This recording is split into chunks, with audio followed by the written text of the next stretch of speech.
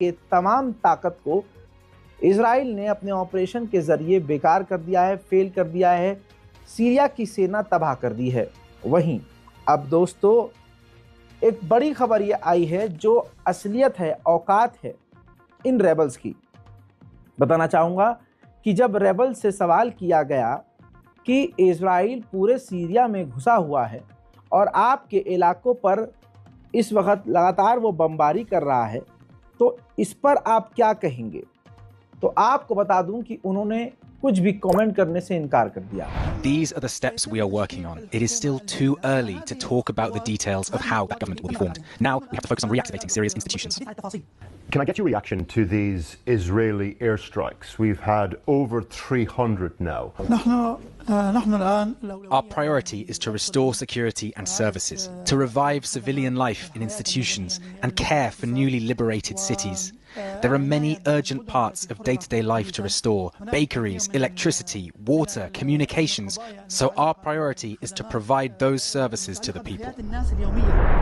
I understand. देखा आपने, पत्रकारों को और लोगों को अब ये जवाब देने से कतरा रहे हैं। इजराइल पूरे इलाके में कब्जा कर रहा है और सीरिया के इलाकों पर बमबारी कर रहा है। इसका कोई जवाब रेबल्स और रेबल्स के चाहने वालों के पास नहीं है। अब मेरे दोस्तों सब साफ हो गया है कि ये जो कुछ भी मिडिल ईस्ट में हो रहा है ईरान को कमज़ोर करने के लिए हो रहा है। और अगर ये सब ईरान के लिए हो रहा है तो एकदम मतलब साफ है कि अल यहूद से पूरी दुनिया डरती है सिवाय एक के, जिसका नाम है ईरान। हजरात बता दूं कि अब इन रेबल्स की मदद से सीरिया पर कब्ज़ा करने के बाद अब इजराइल की तैयारी हो रही है कि वो सीरिया की सरजमीन पर खड़े होकर ईरान को तबाह कर दे। अब ये प्रूफ देखिए आपकी स्क्रीन पर, इजराइल की सेना ड्रिल शुरू कर चुकी है सीरिया की सरजमीन के बाद।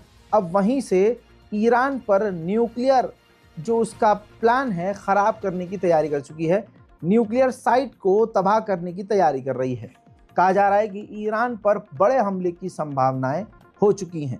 इजराइल रेबल्स की मदद से ईरान पर हमला करने की तैयारी कर रहा है। उधर मेरे दोस्तों कोई भी रेबल्स के बारे में जो अच्छा कह रहा है, जो नकली मुसलमान हैं, जो बड़े खुश हैं, वो इसलिए खुश हैं और उस खुशी में हम भी शामिल हैं कि बशर अल असद ने अपनी हैवानियत से जिन मासूमों को कैदी बनाकर रखा था वो आज़ाद हो गए हैं।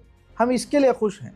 लेकिन इजराइल सीरिया में आ चुका है और अब वो इस्लाम के मजबूत, मुसलमानों के मजबूत बाजू ईरान का गला घोटेगा।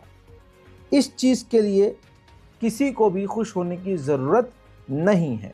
हजरात सीरिया के अंदर एक बार फिर से दिखाऊंगा, सीरिया के अंदर इजराइल खौफनाक बमबारी कर रहा है। साथ ही सीरिया के नए इलाकों पर भी इजराइल ने पूरी तरह से कब्जा कर लिया है। हालात बिगड़ते जा रहे हैं और बेकाबू हैं।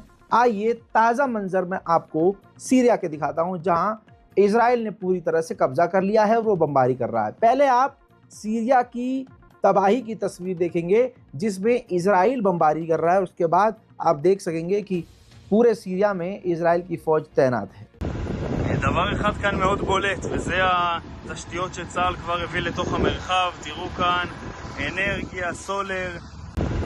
דבר אחד כאן מאוד בולט, וזה התשתיות שצה"ל כבר הביא לתוך המרחב. תראו כאן אנרגיה, סולר, מכליות, מכולות, כולל מקלחות, שירותים, מטבח, כל מה שצריך. זה מעיד בעיקר על דבר אחד, שצה"ל נערך להישאר כאן למשך תקופה לא ידועה. לא יודעים עדיין כמה זמן יהיו כאן, אבל נערכים לשהייה ממושכת. דבר אחד כאן מאוד בולט, וזה התשתיות שצה"ל כבר הביא לתוך המרחב. תראו כאן אנרגיה, סולר, מכליות, מכולות, כולל מקלחות, שירותים, מטבח, כל מה שצריך. זה מעיד בעיקר על דבר אחד, שצה"ל נערך להישאר כאן למשך תקופה לא ידועה. לא יודעים עדיין כמה זמן יהיו כאן, אבל נערכים לשהייה ממושכת.